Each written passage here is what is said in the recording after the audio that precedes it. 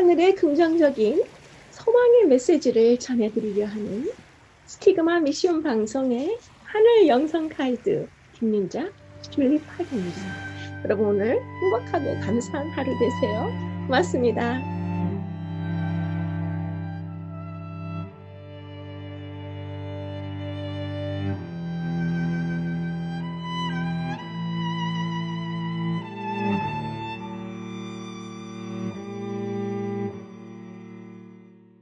안녕하십니까?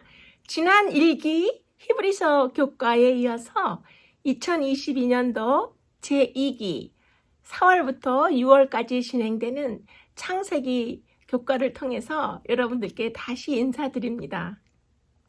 창세기가 뚫리면 성경이 뚫리고 성경이 뚫리면 인생도 뚫리게 되는 것을 이번에 체험하시게 될 텐데요. 2022년도 제2기 창세기 교과를 이제 시작하도록 하겠습니다. 창세기를 시작하면서 창세기 총론을 다뤄드려야 하는 중요한 부분들이 있는데요. 히브리서와 마찬가지로 총론의 부분을 세 부분으로 나누어서 1과와 2과, 3과 앞부분에서 조금씩 시간을 할애해서 브리핑 해드리고 1과, 2과, 3과를 내용에 충실하여 진행하도록 하겠습니다. 오늘 창세기 1과에서는 총론 브리핑과 함께 1과의 내용을 첫째 소재부터 여섯째 소재까지 다 묶어서 하나의 흐름으로 특별한 특강으로 진행해 드리려고 합니다. 따라서 적용의 질문과 묵상의 질문에 대한 해답의 내용도 하나의 흐름 속에 다 포함되어서 진행합니다. 유심히 들으시면 여러분들께서 깊이 이해하실 수 있으실 텐데요. 특별히 하나님의 창조 세계에 대해서 시각적인 자료들을 많이 보여드리면서 좀 더 새롭고 참신한 특별한 공부가 되시도록 진행을 하겠습니다. 하나님은 누구십니까? 그리고 우리는 누구입니까? 창세기 1장에서 11장까지 그 해답이 있습니다. 역사 이야기를 좋아하는 사람들은 대하 드라마를 즐겨보죠.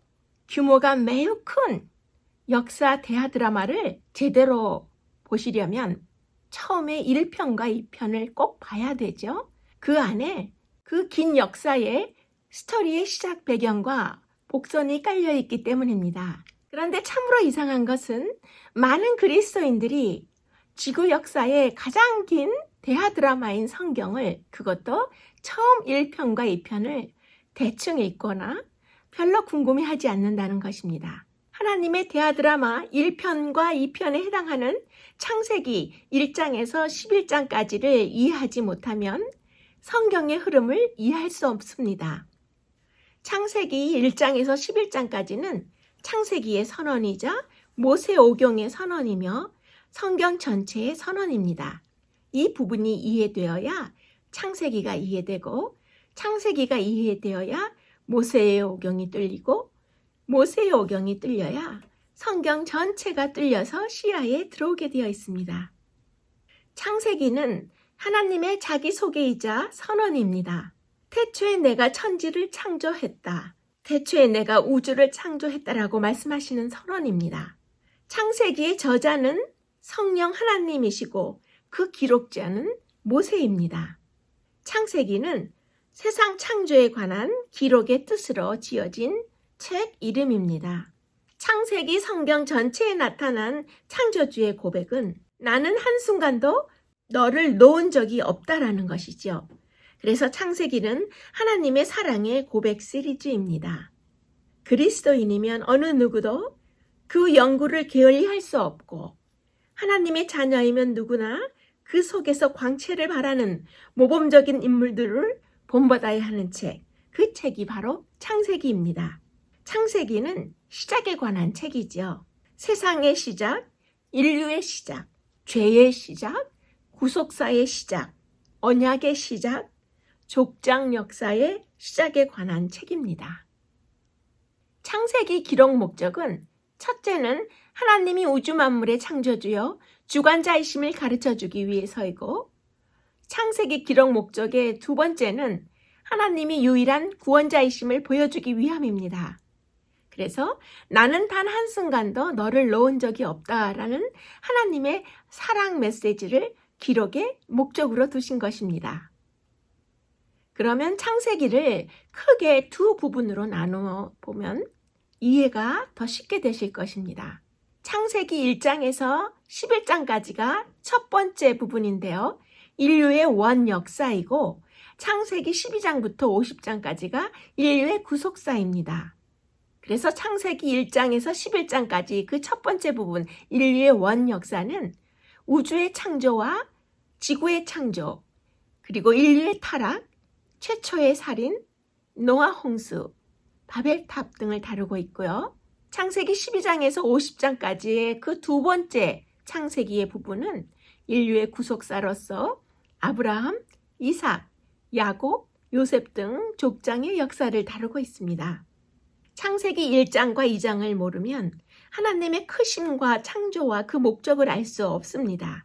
이것을 알아야 3장과 4장에서 등장하는 죄와 구원의 시작을 이해할 수 있습니다. 우리가 이것을 이해해야 그 다음 5장에서 9장까지 인류의 죄악과 타락의 깊이가 보이고 아울러 10장에서 11장을 통해서는 죄에 물든 인류는 흩어짐을 면할 수가 없으며 인간에게는 하나님 은혜 외에 다른 소망이 없다는 것을 깨닫게 됩니다.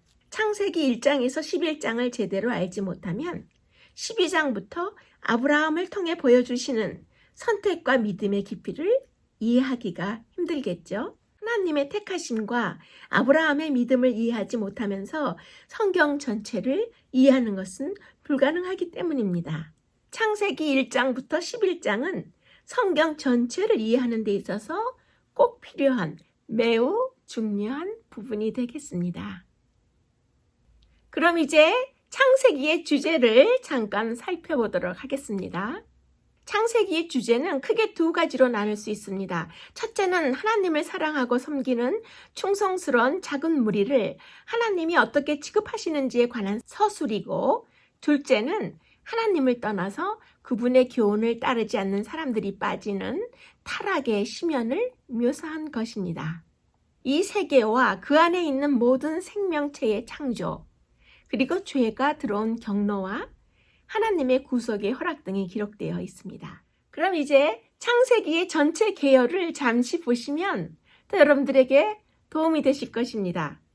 첫 번째 부분은 1장부터 11장까지 조금 전에 말씀드린 대로 인류의 원 역사죠. 창세기 1장과 2장은 하나님의 창조를 다루고 있고 3장과 4장은 아담과 하와의 타락과 죄악, 가인의 죄가 시작되는 모습을 그리고 있습니다. 창세기 5장에서는 아담 자손의 계보, 즉 사망의 족보를 아담부터 노아까지 자세히 다루고 있고요. 6장에서는 홍수 이전의 악한 세상, 7장은 대홍수, 8장은 홍수가 그치고 단을 쌓고 예배를 드리는 모습이 나오고요. 창세기 9장에서는 하나님의 언약의 무지개와 노아와 그의 아들들에 대한 이야기가 실리고 있습니다. 창세기 10장에서는 홍수 이후의 족보, 즉 바벨탑으로 가는 족보를 창세기 11장에서는 아브라함으로 가는 족보가 나옵니다.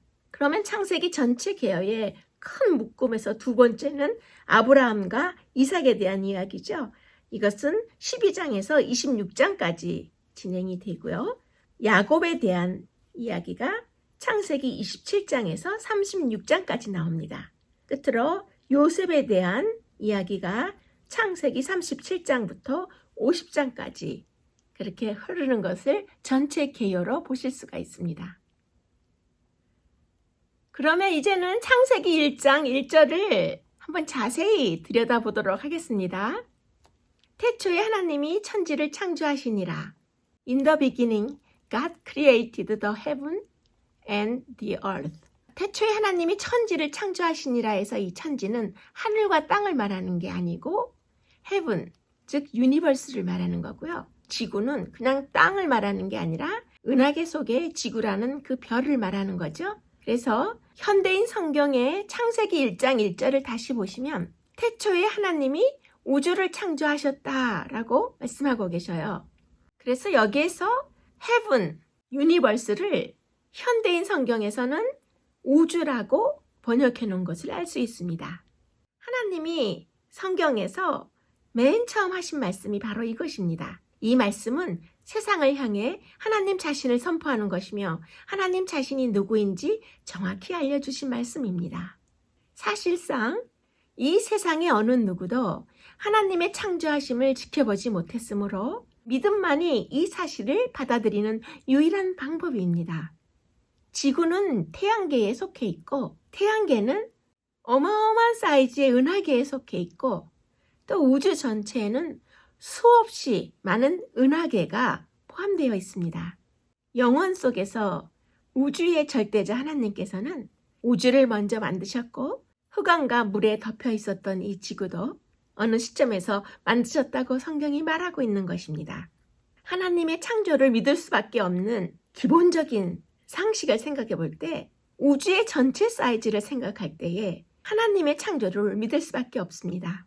지구에서 북두칠성 별까지는 빛의 속도로 430광년을 가야 하는 우리가 상상할 수 없는 거리입니다. 그래서 태양계와 또 태양계를 품고 있는 너무나 넓은 은하계 그리고 그 광대한 은하계를 무수히 담고 있는 우주의 그 크기를 생각할 때 우리는 하나님의 창조를 믿을 수밖에 없습니다. 그리고 일주일이 7일 제도로 지금까지 우리 모든 인류 역사에서 함께하고 있는데요. 지구 창조의 태고 때부터 영원히 시간이 흐르는 시스템이 하나님께서 7일 제도를 일주일로 만들어주신 그 시간의 흐름을 우리가 지금도 똑같이 지키고 있는 것입니다. 그러면 이번에는 창세기에 기록된 그 연대를 한번 생각해 보면 어떨까요? 창세기 기록 연대는 SDA 재림교회의 성서 역사관과 또 일반 기독교의 성경학자들이 생각하는 것과 약간의 차이가 있습니다. 재림교회의 성서 역사에서는 창세기의 기록을 BC 1500년경 히브리인들이 아직도 애굽의 속박에 있을 때 기록된 것으로 생각하죠. 모세가 미디안 광야에서 홀로 방황하며 생활할 때 40년이란 긴 시간 속에서 하나님의 영감으로 창세기를 기록한 것으로 보는 것입니다. 적막한 미디안 광야에서 홀로 보낸 그 오랜 세월은 모세 자신과 그의 백성과 앞으로 다가오는 모든 시대를 통해서 이 세상의 풍성한 축복이 되었는데요. 이것은 영감의 글 부조와 선지자에 정확히 적혀 있습니다. 그런데 일반 기독교 성경학자들은 창세기의 기록 연대를 BC 1446년에서 1406년 사이에 창세기가 기록된 그 상황이 모세가 출애굽한 이후에 누보산에서 죽기 이전까지 그 사이에 기록했다고 생각하면서 특별히 시내산 아래에서 머물던 시기에 창세기를 기록한 것으로 일반 기독교의 성경학자들은 보고 있습니다. 그래서 이 두 가지 약간의 차이는 있지만 BC 1500년경에 모세가 기록했다는 것을 우리가 확실히 알 수 있습니다. 그러면 이제 일과 순서를 들어가는데요. 특별히 일과에서는 첫째 소재와 둘째 소재에서는 창조를 다루고 있고 또 둘째 소재 질문에는 진화론에 대한 특별한 그런 내용이 나오고요. 셋째 소재에서는 안식일 그 내용을 다루고 있고 그리고 넷째와 다섯째 소재에서는 사람에 대한 창조를 다루고 있습니다. 처음 시작할 때 말씀드린 것처럼 모두 하나로 묶어서 진행해 드리도록 하겠습니다. 태초에 하나님이라는 단어로 성경이 시작되고 창세기가 시작됩니다. 창세기는 예수님에 관한 책이죠. 히브리서가 예수님에 관한 말씀이었다는 것을 지난기에 배우셨는데요. 마찬가지로 창세기도 예수님에 관한 책입니다. 모든 것들이 태초에 예수님에 의해서 존재하게 되었으며 우주 은하수로부터 매우 작은 생물의 세포에 이르기까지 모든 만물을 예수님께서 창조하셨고 예수님께서 유지하고 계신다는 내용입니다. 그래서 창세기는 창조와 구원에 대하여 성경에 기록된 첫 번째 이야기입니다. 창세기 책 이름은 영어 단어로 제네시스라고 되어 있는데요. 이 영어 단어 제네시스는 헬라어의 게네시스란 단어에서 왔어요. 그리고 헬라어의 게네시스는 태초에라는 뜻을 가진 히브리어 베레시트에서 유래된 것입니다. 베레시트라는 단어는 창세기에 등장하는 첫 번째 단어 태초에라는 단어인데요. 그래서 창세기의 책 이름이 그 첫 단어인 베레시트, 창세기가 되었고 또 성경 전체의 첫 번째 단어도 바로 이 베레시트입니다. 헬라어 게네시스라는 단어는 발생, 기원, 원천, 출생 혹은 혈통이란 뜻을 가지고 있는 것을 알 수 있습니다. 그러면 지금은 창세기 1장과 2장에서 쓰인 하나님을 표현한 두 가지의 단어가 있어요. 약간의 차이가 있으므로 잠시 보도록 하겠습니다. 엘로힘이란 하나님의 그 단어를 태초에 하나님이라는 창세기 1장 1절에서 엘로힘이란 단어를 쓴 것을 알 수 있습니다. 엘로힘은 능력 있고 위대하시며 탁월성과 힘을 나타내는 하나님을 가리키고 있고, 야훼 하나님이라는 단어는 사랑과 은혜가 많으신 친밀하고 개인적인 하나님을 부를 때 쓰이는 하나님의 칭호입니다.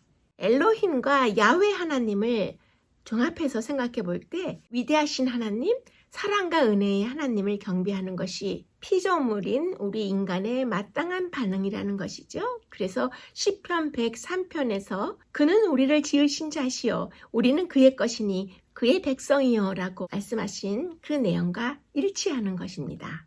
하나님은 스스로를 시간과 공간의 창조주로 소개하셨습니다. 피조물은 하나님이 만드신 시간과 공간 안에서 살아가야 하는 존재입니다. 시간과 공간의 제약을 받는 피조물이 창조주 하나님을 스스로 알아갈 수 있을까요? 단연코 그럴 수 없겠지요. 몇백 광년이나 떨어져 있는 먼 우주의 실체를 우리 인간이 알 수 없으니까요. 창조주 하나님만이 시간과 공간을 초월하여 존재하시는 것입니다. 따라서 존재하는 모든 것에 대해 알고 계신 분은 하나님 한 분뿐입니다. 그러니 하나님을 알고 세상을 알려면 어떻게 해야 할까요? 창조주이신 하나님을 철저히 의지하는 수밖에 없습니다. 결국 하나님이 우리에게 알려주신 계시된 성경에 의존할 수밖에 없는 것입니다. 그런데 6일간의 창조 내용을 살펴보면 처음 3일 동안 창조한 것이 나중에 3일 동안의 창조의 토대가 되었음을 발견하게 됩니다. 첫째 날과 넷째 날이 연결되어 있고 둘째 날과 다섯째 날이 연결되고 셋째 날과 여섯째 날이 연결되어 있다는 뜻입니다. 그래서 첫째 날 빛을 만드셨는데 넷째 날에 빛을 이용한 해와 별과 달을 만드신 거죠. 둘째 날에는 생물 생존에 반드시 필요한 궁창, 즉 푸른 하늘 대기권을 만드셨죠. 궁창 위에 물을 하늘, 궁창 아래에 물을 지상의 물로 그렇게 만드셨는데요. 다섯째 날에는 새와 물고기가 그 둘째 날에 만드신 하늘과 바다에 살 수 있는 생물을 만드신 것입니다. 셋째 날에는 땅을 만드시고 바다와 분리하시고 또 땅 위에 식물을 만드셨는데요. 그 땅 위에 살 수 있는 짐승과 사람을 여섯째 날에 만드신 것입니다. 그래서 첫째 날 태양의 열을 내게 하는 빛의 원천인 빛을 만드셨고 넷째 날에는 해, 달, 별, 광명체를 만드셨습니다. 첫째 날이 전기라면 넷째 날은 그 전기를 담아서 빛나게 하는 형광등이나 전구등을 만드신 것입니다. 둘째 날 궁창을 만들어서 하늘과 물을 나누셨고 다섯째 날에 하늘과 물을 채울 새와 바다 생물을 종류대로 지으신 것입니다. 셋째 날에는 땅의 각종 채소와 열매 맺는 나무를 창조하셨고 여섯째 날에 그 땅 위에서 살 동물들을 종류대로 만드시고 마지막으로 하나님의 형상을 따라 인간을 창조하셨습니다. 이것이 창조의 흐름입니다. 먼저 첫째 날부터 셋째 날까지 큰 틀인 빛을 만들고 궁창을 만들고 땅을 만들었습니다. 그리고 넷째 날부터 여섯째 날까지 빛을 담는 광명체를 만드시고 하늘과 물의 생물 그리고 땅의 생물과 사람을 구체적이고 세밀하게 채우신 것입니다. 하나님의 일련의 창조 과정은 하나님이 큰 목적을 향해 얼마나 차근차근 계획적으로 창조하셨는지를 보여주고 있습니다. 첫째 날에는 말씀의 에너지로 원자를 구성하셔서 빛을 만드셨는데요. 낮과 밤을 구분하게 하셨습니다. 창세기 1장 3절을 보시면 하나님이 이르시되 빛이 있으라 하시니 빛이 있었고 라고 말씀하고 계시는데요. 첫째 날 만드신 빛은 에너지입니다. 창조주간의 남은 기간 5일 동안에 이 물질들을 사용하셔서 각종 무생물계와 식물계, 동물계 및 사람을 창조하셨습니다. 이로써 이 땅은 혼돈하고 공허하며 빛이 없던 상태에서 빛의 세계로 바뀐 것입니다. 하나님은 빛의 근본이십니다. 세상 만물은 빛이 없을 때 생명을 갖지 못합니다. 창조가 구체적으로 시작하기 전에 먼저 빛이 이 땅을 감싸는 것은 필수적이었죠. 하나님께서 첫째 날 빛을 만드셨기 때문에 많은 분들이 하나님의 첫 번째 창조를 대개 빛으로 알고 있는데요. 사실 그에 앞서 시간을 먼저 만드셨습니다. 태초라는 말 그대로 시간의 처음을 가리키는데요. 시간과 함께 우주를 담을 수 있는 공간을 만드신 것입니다. 시간과 공간을 맨 처음 만드시고 여기에 첫째 날부터 여섯째 날까지 만물을 창조하신 것입니다. 시간을 만드셨다는 것은 모든 피조 세계에는 처음과 끝이 있다는 뜻입니다. 존재의 시작과 끝이 없는 생물은 단 하나도 없습니다. 피조물은 시간과 공간이라는 한계 안에서 살아갈 수밖에 없기 때문입니다. 이것이 바로 창조주와 피조물을 구분짓는 중요한 포인트인데요. 피조물은 하나님이 허락하신 시간과 공간 안에서만 살아가게 되어 있는 것입니다. 오직 창조주만이 시간과 공간을 초월하여 존재합니다. 창세기 1장 1절만 제대로 알아도 이 한 구절로 창조주와 피조 세계 사이에 넘나들 수 없는 선이 그어져 있음을 이해할 수 있는 것입니다. 시간과 공간 안에서 살아간다는 것은 그것을 만드신 하나님의 통치를 받을 수밖에 없다는 것을 의미하죠. 매우 쉽게 창조주 하나님과 피조물의 한계를 알려주신 것입니다.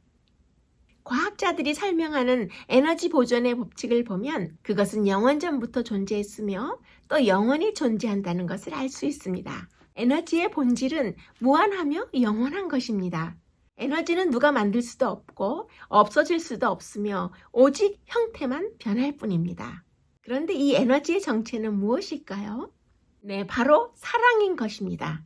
하나님의 사랑이 곧 생명의 바람, 생명파입니다. 그리고 그 사랑은 영원하신 하나님 자신인 것입니다. 그러므로 우리가 생명의 근원이신 그분 안에 있다면 영원히 살 수 있는 건 당연한 것입니다. 오직 하나님의 사랑만이 우리의 유전자의 스위치를 영원히 켜놓을 수 있기 때문입니다. 생물계나 무생물계를 막론하고 원자의 세계와 우주 세계 모두가 법칙에 따라서 유지되고 있습니다. 생명이란 창조 시에 주어진 생명의 법칙이 계속 유지되고 보존되고 있음을 말하며 죽음이란 그 법칙이 사라짐을 의미하는 것입니다. 둘째 날에는 푸른 하늘, 대기권, 궁창을 만드셨다고 했는데요. 창세기 1장의 6절을 보시면 물 가운데 궁창이 있어 물과 물로 나뉘라 라고 말씀하고 계시는데요. 생물 생존에 절대로 필요한 공기를 둘째 날 창조하신 것입니다. 그런데 이 공기의 성분을 보면 질소가 78%이고 산소가 21%, 아르곤이 0.9%, 탄산가스가 0.03%, 그리고 기타 여러 가지가 0.07%를 이루고 있어요. 만약에 산소가 상승해서 하나님이 만들어주신 공기 속에 21%의 산소가 25%가 된다면 지구가 곧바로 폭발하는 가능성이 있는 것입니다. 그런데 만일 산소가 하락을 해서 이 공기 중에 21% 대신 17% 정도 산소가 포함될 때는 이 지구상에 숨쉬는 모든 생물이 깨어나지 못할 것입니다. 그리고 이 질소는 천연 비료의 역할도 하고 지구가 부패하는 것을 방지하는 아주 중요한 성분으로 공기 중에 그렇게 많이 포함시켜서 하나님께서 창조하신 것입니다. 궁창은 궁창 위의 물과 궁창 아래의 물로 나뉘게 하는 그런 중요한 부분인데요. 대기권, 즉 궁창 위에 물층을 두어서 태양에서 오는 열을 받아 전도시켜 줌으로써 지구 전체의 표면 온도가 거의 같게 하셨습니다. 그러나 노아의 홍수 때에 하늘의 창문들이 열려 40주야를 비가 쏟아졌기 때문에 궁창 위의 물층이 없어졌는데요. 이때부터 지구의 적도지대와 남극과 북극의 온도의 격차가 심해진 것을 알 수 있습니다. 그러면 궁창 아래의 물을 생각해 볼 때에 대기권 아래, 곧 지구 표면과 그 아래 땅속 지하의 물을 두셨는데요. 역시 홍수 때 지하수가 터졌습니다. 그래서 창세기 7장 11절을 보시면 그날의 기품의 샘들이 터지며 라고 말씀하고 계시는데요. 당시에 홍수 상황을 묘사하고 있는 것입니다. 셋째 날에는 땅과 바다 및 모든 식물을 만드셨다고 하셨는데요. 1장 11절을 보시면 풀과 씨 맺는 채소와 각기 종류대로 씨 가진 열매 맺는 나무를 내라 하시며 라고 말씀하셨죠. 꽃의 종류가 약 25만 종이나 있습니다. 나무는 약 2만 종이 넘는다고 과학서적에 기록되어 있습니다. 식물 세포 안에 유전 정보를 넣어서 종족을 번식하도록 그렇게 하나님께서 만들어 주셨는데요. 과학자인 멘델은 그의 실험을 통해서 유전 법칙을 발견하였으며 창세기의 내용을 입증하게 된 것입니다. 넷째 날에는 해와 달과 별들, 태양계를 만드셨죠. 그래서 16절을 보시면 하나님이 두 큰 광명체를 만드사 큰 광명으로 낮을 주관하게 하시고 작은 광명으로 밤을 주관하게 하시고 라고 말씀하고 계셔요. 태양으로부터 적외선과 자외선, 알파와 베타, 감마선 등 여러 형태의 빛을 이 땅에 보내어 모든 생물의 생명 유지에 적절한 열과 빛 등을 제공하게 하신 것입니다. 이러한 에너지를 태양 스스로가 발휘할 수 있는 것이죠. 태양계 안에 있는 8개의 행성들, 즉 수성과 금성, 화성과 목성, 토성과 천왕성, 해왕성과 명왕성 등이 그에 속한 위성들인데요. 그리고 징조로 사용되는 많은 유성들을 창조하셨습니다. 이로써 성경은 지구가 둥글다는 것과 우주 공간에 달려있는 것을 증거하고 있습니다. 큰 광명으로 표현해 주신 그 태양은 온도가 1500만 도가 됩니다. 섭씨로 1500만 도입니다. 그리고 태양의 크기의 그 직경은 19만 2,000km예요. 이 태양은 수소와 헬륨으로 된 거대한 공과 같은 형태로 TNT 100만 톤에 해당되는 1메가톤급 원자탄을 1초에 1000만 개씩 터뜨리는 것과 같은 에너지를 방출하는 것입니다. 하나님께서 빛과 열을 태양에 담아 지구를 위해 비추게 하셨는데요. 이렇게 하여 인생들이 이 땅에서 생명을 유지할 수 있게 된 것입니다. 그것들로 징조와 계절과 날과 해를 이루게 하심으로 태양계 안에서 지구의 운행 궤도를 정하셨는데요. 별자리를 통해서 우주에서의 지구의 위치를 알게 되었고 지구의 자전을 통하여 흘러가는 시간과 날짜를 측정할 수 있게 하셨고 지구의 공전을 통해서 사계절과 연한을 알 수 있게 창조하신 것입니다. 다섯째 날에는 공중의 새와 바다의 물고기를 만드셨는데요.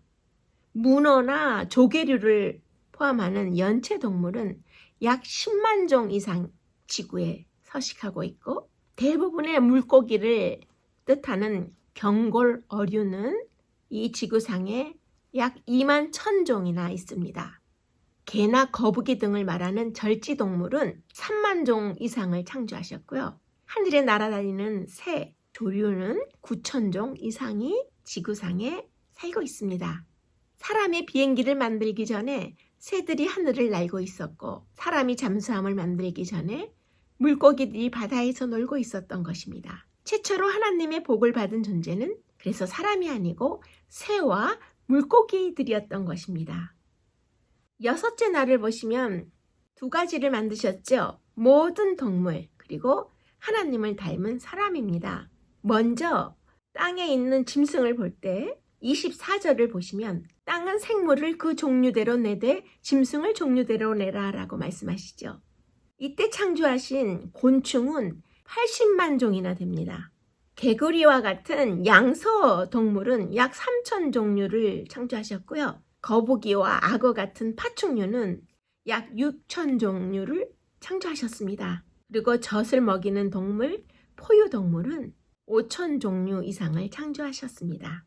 첫째 날부터 여섯째 날까지의 창조된 모든 것들이 하나님의 사랑의 대상인 사람의 생존에 필요를 위하여 만들어진 것을 알 수 있어요. 그러면 여섯째 날의 후반부에 하나님을 닮은 사람을 창조하셨습니다. 그래서 1장 27절을 보시면 하나님이 자기 형상 곧 하나님의 형상대로 사람을 창조하시되 라고 말씀하셨습니다. 사람은 본래 하나님을 닮았지요. 하나님과 사랑의 관계를 가질 수 있는 수준 높은 존재로 지음을 받은 것입니다.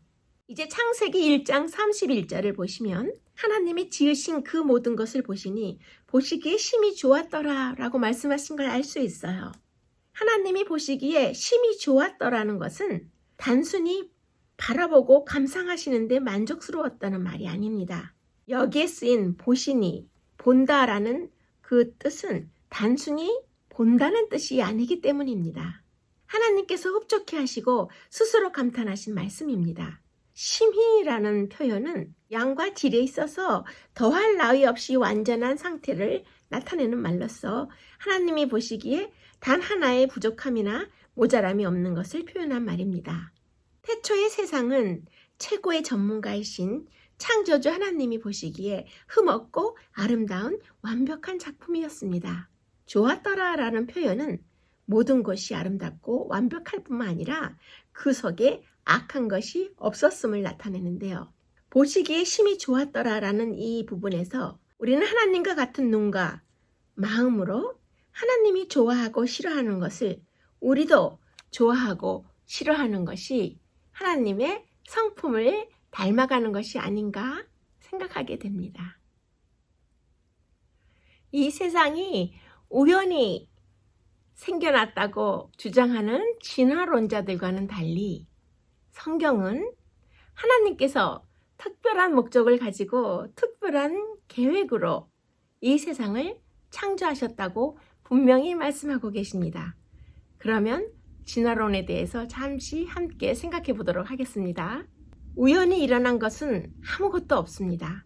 세상은 스스로 생겨난 것이 아니라 오직 하나님의 뜻과 그분의 말씀의 결과로 창조되었다고 창세기 1장 3절에 말씀하고 계시죠. 하나님이 가라사대 빛이 있으라 하시니 빛이 있었고 하나님이 명령하셨기 때문에 빛이 있었다는 그 기록이 분명히 있는 것이죠. 그래서 창조론은 우주의 절대자 하나님이 계시고 모든 사물에는 목적과 의미와 부여가 되었다고 생각하는 것입니다.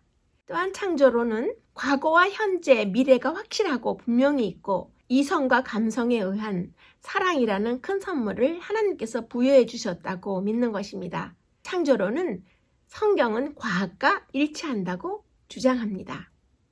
그런데 진화론을 생각해 보면 진화론은 우주에 주인이 있음을 인정하지 않고 모든 사물이 우연히 자연히 이루어졌다고 주장하는 이론입니다.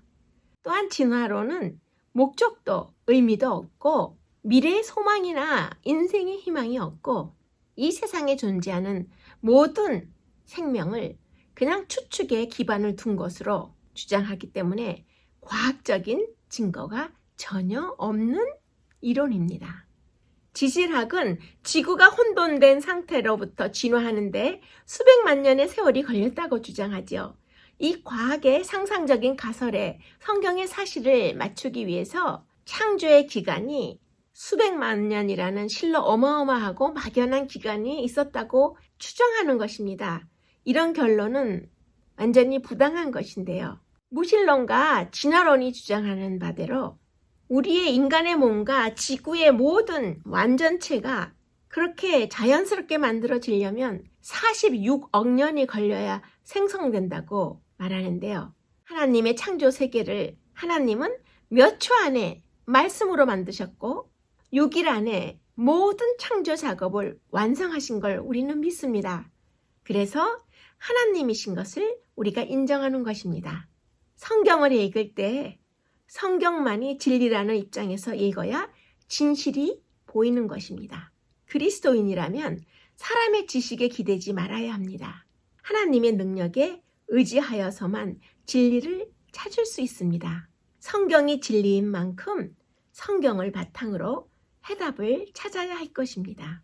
우주의 주권자의 위치에서 하나님을 축출하기 위해 진화론을 통해서 사단은 사람 자체를 평가절하하고 인간의 존엄성을 속여서 빼앗는 것입니다.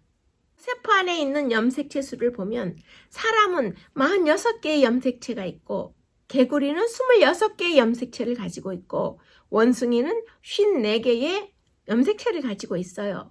그 다음에 강아지는 78개의 염색체 수를 가지고 있고 고양이는 36개, 잉어, 그 물고기는 104개의 염색체를 가지고 있어요.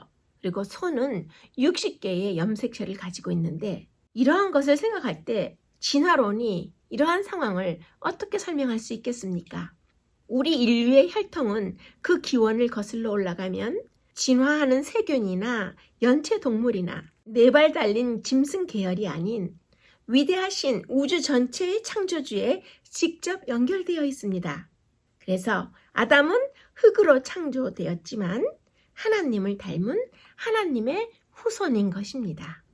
2003년에 완성된 과학 프로젝트에 의해서 인간의 세포 속에 존재하고 있는 모든 유전자들 중 오직 2%만이 실제로 단백질을 생산해내는 정상 유전자라는 사실이 밝혀진 바 있어요. 이것은 당시 모든 사람들에게 상당한 실망감을 안겨주었는데요. 왜냐하면 그 2%만 제외한 나머지 98%가 단백질을 생산하지 않는 쓸모없는 유전자들이었기 때문입니다.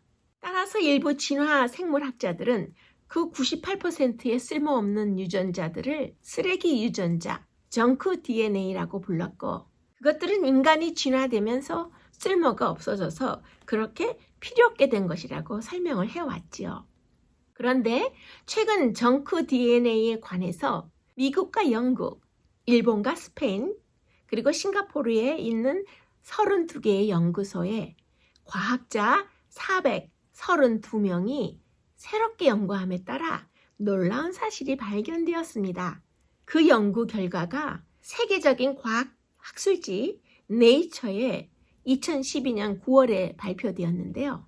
정크 DNA, 사실은 질병을 다스린다라는 내용이었습니다.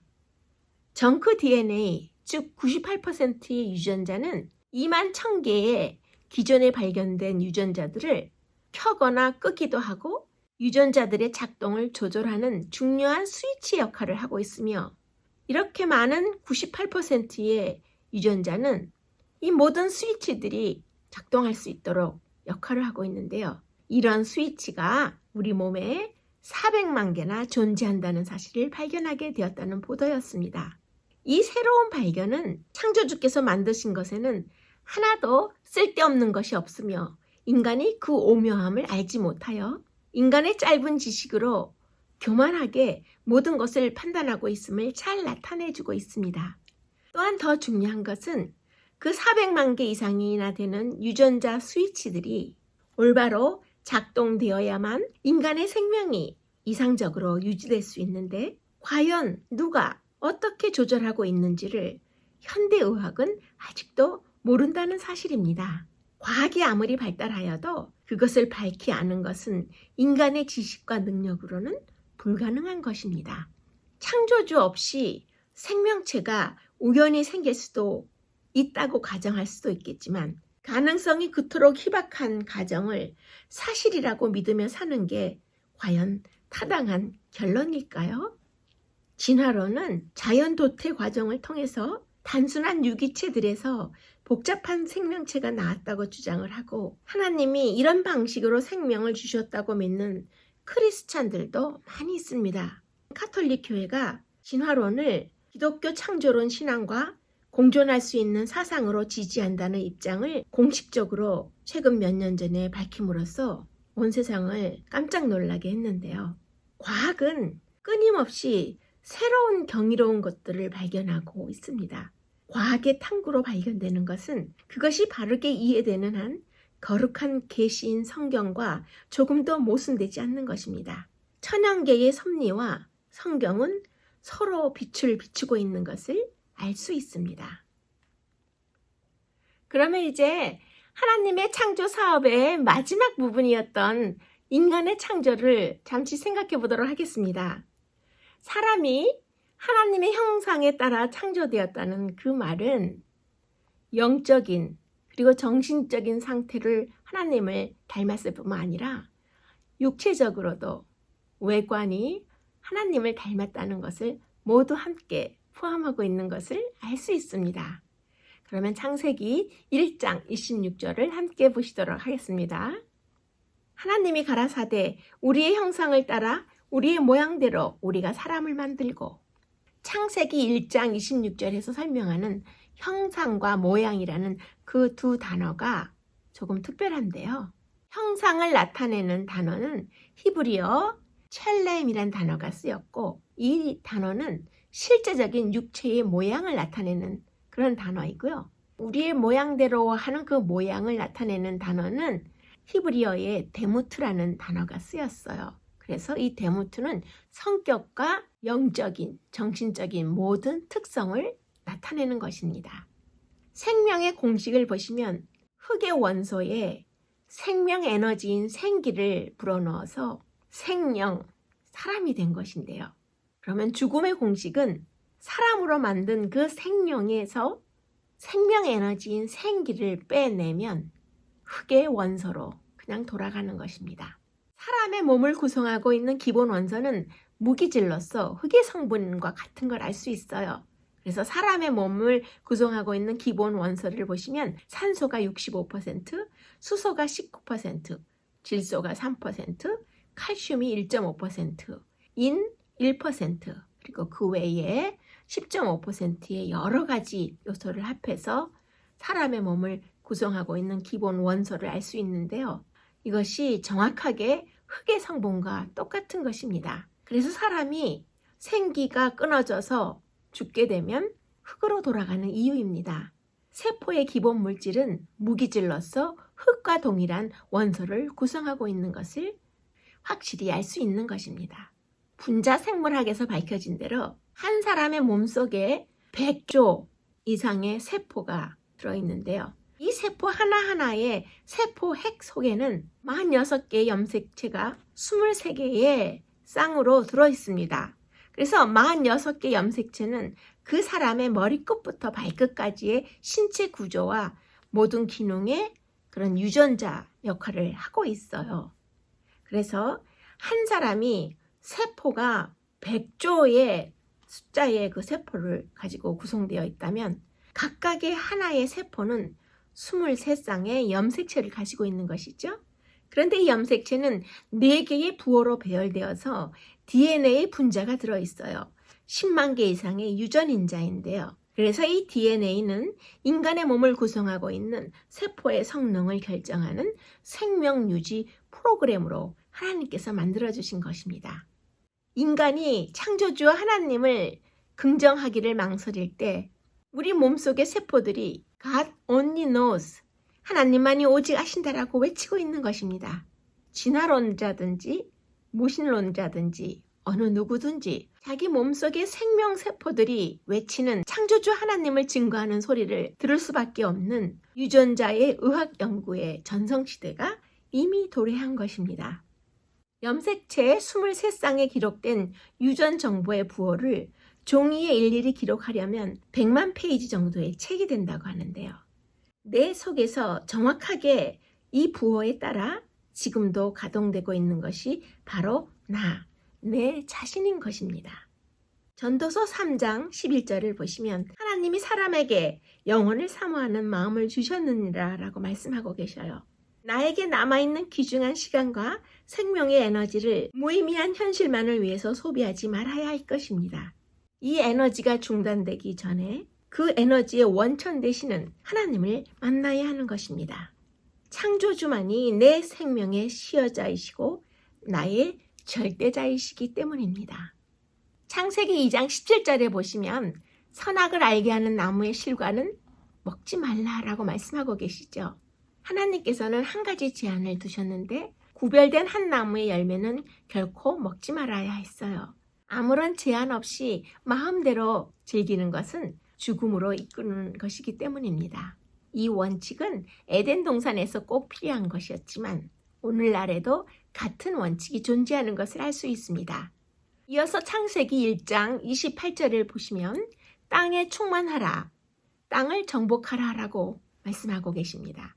식물과 동물의 창조에서 특히 강조된 단어는 종류대로입니다. 하나님은 모든 생물을 각기 종류대로 지으셨습니다. 정복하라, 다스리라라는 것은 싸워서 이겨서 밟으라는 뜻이 아니라 하나님의 방법대로 통치하라는 뜻입니다. 여기서 이해하기에 가장 쉽지 않은 단어는 충만입니다. 세상에 길들여져 있는 우리는 충만이라고 하면 일단 숫자가 많고 양이 많은 것을 떠올리는데요. 그러나 하나님이 말씀하신 충만은 그런 뜻이 아닙니다. 성경에서 충만은 틈이 없이 꽉 붙어서 꽉 들어차 있는 상태를 말하는 것입니다. 다른 게 비집고 들어갈 틈이 없는 상태를 충만이라고 표현하는데요. 매우 아름답고 만족스러운 상태를 나타내는 말로써 이것이 바로 충만인 것입니다. 그러므로 성령의 충만함은 하나님과 동행하는 데 있어서 다른 것이 비집고 들어올 틈이 없을 정도로 하나님께만 붙어서 하나님으로 가득 차 있는 상태를 가리키는 것입니다. 하나님께서 하나님의 형상을 따라 사람을 만드신 이유가 4가지 있습니다. 첫째는 하나님께서 사랑하시기 위하여 만드셨고, 두 번째는 하나님의 영광을 위하여 만드셨으며, 세 번째는 사람으로 하여금 행복하고 풍요로운 삶을 누리게 하려고 만드셨고, 마지막 4번째는 하나님의 사랑을 나타내시기 위하여 사람을 하나님의 형상대로 만드신 것입니다. 하나님께서는 사람을 창조하시고 그에게 필요한 선물을 주셨을 뿐만 아니라 그에 합당한 의무의 원칙들을 만들어 주심으로써 참된 행복을 위한 질서를 마련하신 것입니다. 그래서 인간 존재의 목적은 하나님의 기쁨을 위하여, 하나님의 영광을 위하여, 그리고 하나님을 찬양하기 위하여, 하나님의 사명을 감당하기 위하여 우리 사람이 존재하는 목적인 것을 여기에서 우리가 알 수 있습니다. 그러면 이제 마지막으로 안식일에 대한 그 의미를 생각해 보도록 하겠습니다. 안식일이란 것은 고통 중에 있는 인류와 신음하는 이 모든 세상, 그런 고통 중에 있는 모든 존재들의 그 희망을 상징하는 것입니다. 그래서 이 세상에 우리가 겪고 있는 모든 고통과 현실의 시련들이 마침내 끝나게 되고 하나님의 품 안에서 안식할 수 있는 그런 의미를 매 안식일마다 우리가 생각해 볼 수 있는 것입니다. 이제 창세기 2장 2절을 함께 보시도록 하겠습니다. 하나님이 그가 하시던 일을 7째 날에 마치시니 7째 날에 안식하시니라. 7째 날에 안식하셨다는 것은 매우 중요합니다. 7, 7이란 숫자를 이해해야 하는데요. 고대 히브리인들은 하늘의 숫자를 3, 땅의 숫자를 4라고 봤습니다. 그래서 하늘과 땅을 합하면 3 더하기 4, 즉 7이 되는데요. 이것이 완전수입니다. 3과 4를 곱하여 만들어지는 12는 충만을 뜻하죠. 그래서 12지파와 12사도가 이런 의미로 만들어진 것을 생각해 볼 수 있습니다. 5병이어와 7병이어 5,000명을 먹이시고 4,000명을 먹이신 그 기적의 사건에서 남았던 광주리의 수를 기억해 보시면 5병이어 다음에는 12광주리의 음식이 남았고 7병이어 때는 7광주리가 남았죠. 예수님이 예측을 잘못해서 괜히 음식을 남기셨을까요? 그것은 절대 아닙니다. 예수님께서 축사하시고 주신 것이 얼마나 충만하고 완전했는지를 드러내는 표현입니다. 창조를 다 마친 7째 날에 안식하셨다는 것은 그만큼 창조가 완벽했다는 것을 의미합니다. 보완하거나 보수할 필요가 없을 정도로 다시 손댈 필요가 없이 완벽하게 완전한 모습으로 창조되었다는 뜻입니다. 그런데 하나님은 왜 굳이 안식일을 만드셨을까요? 엿새 동안 열심히 일하느라 힘들어서 잠시 쉬기 위해 만드셨을까요? 그것은 아닙니다. 사실 하나님에게는 안식일이 필요 없습니다. 사람에게 안식일을 주기 위해 안식하신 것입니다. 그러면 이어서 창세기 2장 3절을 또다시 보시겠습니다. 하나님이 그 7째 날을 복되게 하사 거룩하게 하셨으니 그날에 안식하셨음이니라. 안식은 평강의 하나님께 나아가는 것입니다. 하나님과의 관계가 온전해질 때에야 비로소 안식을 누릴 수 있기 때문입니다. 육체적으로, 정신적으로 긴장을 풀고 그냥 퍼져 있는 것과는 본질적으로 다른 것이지요. 안식일의 목적은 앞서 엿새 동안에 이루어진 모든 일이 하나님으로부터 비롯되었음을 확인하고 창조주 하나님과 교제하는 시간을 갖는 데에 있습니다. 이것이 바로 창조의 목적이기도 한데요. 일곱째 날이야말로 창조의 목적이 이루어진 날입니다. 또한 하나님의 창조와 사람의 노동이 연결되는 지점이 바로 안식일입니다.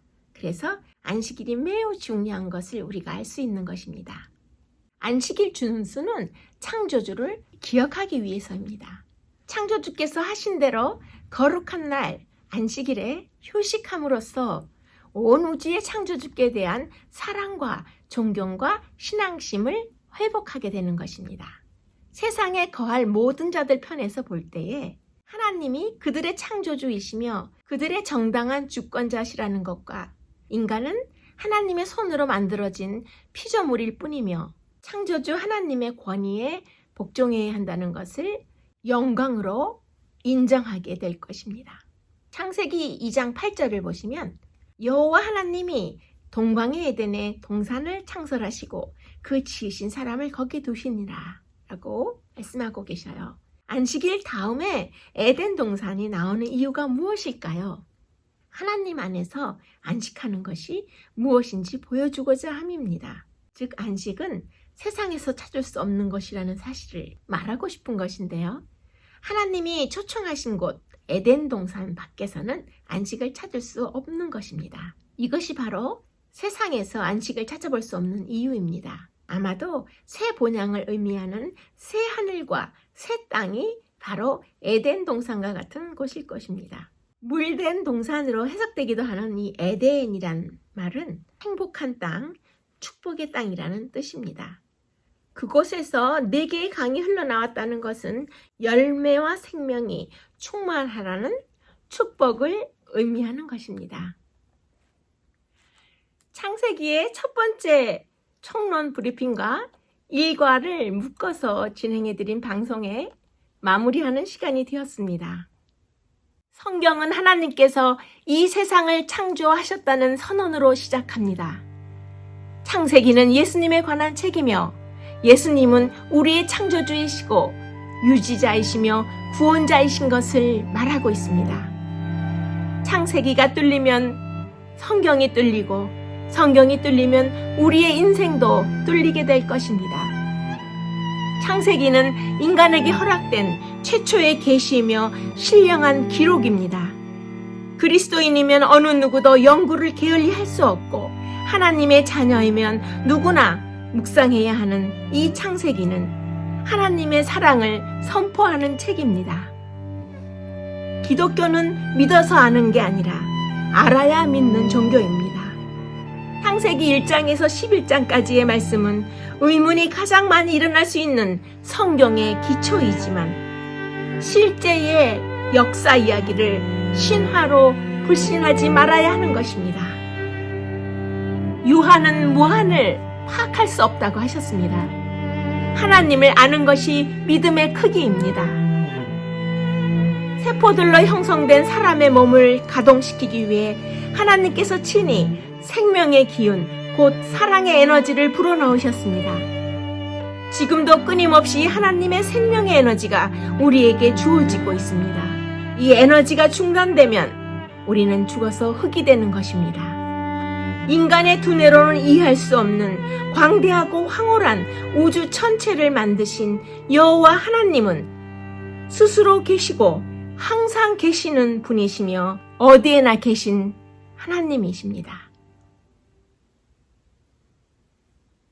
시각적인 효과를 살려서 하나님의 창조의 세계를 보여드린 창세기 1과 특강을 이상으로 마치겠습니다. 다음 주에는 총론 2번째 브리핑과 2과의 내용으로 여러분을 찾아뵙겠습니다. 감사합니다.